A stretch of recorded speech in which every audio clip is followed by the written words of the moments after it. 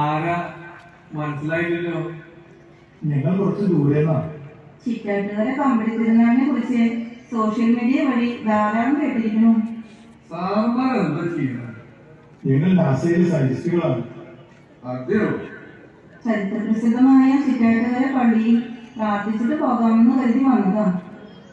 അത് നന്നായി. എന്ത് വേണമെങ്കിലും മനസ്സൊരുക്കി പ്രാർത്ഥിച്ചോ. ഒത്തുവെച്ച ഫലമാ. ചിറ്റാറുകാർക്ക് സർവസ്യാനസ പുണ്യാവെന്ന് വെച്ചാൽ സ്വന്താ. ഇനി പറഞ്ഞു തരാം. സാറുമാർക്ക് കേൾക്കാൻ സമയത്തെങ്കിൽ ഇനി ഞാൻ പറഞ്ഞു തരാം. ശരി, ഞങ്ങൾ കേൾക്കാൻ റെഡിയാണ്. ചേട്ടൻ പറഞ്ഞോളൂ.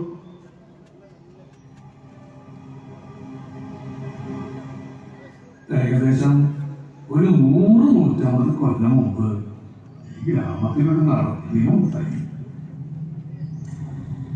സ്നേഹിച്ചാൽ ചങ്ക് പറിച്ചു കൊടുക്കുന്നവരാണ് ഞങ്ങളുടെ കാരണവന്മാര്. അവര് തമ്മില് സ്നേഹവും മടുപ്പും ഒക്കെ ഉണ്ടായിരുന്നു. അതുകൊണ്ട് അവര് വീടുകൾ അടുത്തടുത്ത് വെച്ചു. അങ്ങനെ അതൊരു അങ്ങാടിയായി മാറി.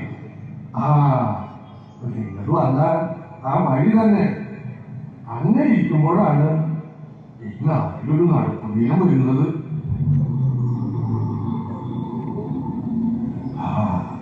ഒന്ന് ആലോചിച്ച് നോക്കി. വസൂരി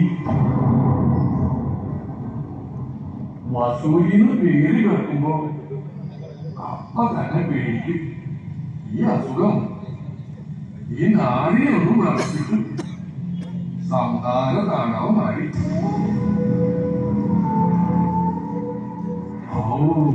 മനുഷ്യരെ കൂട്ടം കൂട്ടായി മരിച്ചു വീണു. ശാസ്ത്രം പുരോഗമിക്കാത്ത കാലം മഴുത്തൊലിച്ച് ജീവനുള്ള മനുഷ്യ ശരീരങ്ങൾ പാതിരാത്രിയിൽ വെള്ളത്തിന് വേണ്ടി തലമുറയിട്ട് കരുതുന്നവർ.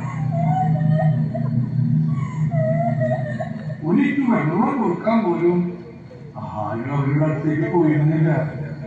പേടിച്ചിട്ടാട്ട അവരുടെ നിസ്സഹായതയുടെ നിലവിൽ ഈ നാട് മുഴുവൻ കേൾക്കാമായിരുന്നു.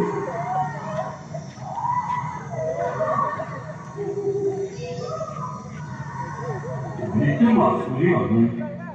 അതിൽ നിന്ന് രക്ഷപ്പെട്ടവരാണ് ഈ വസൂരി രോഗം വന്ന മറ്റുള്ളവരെ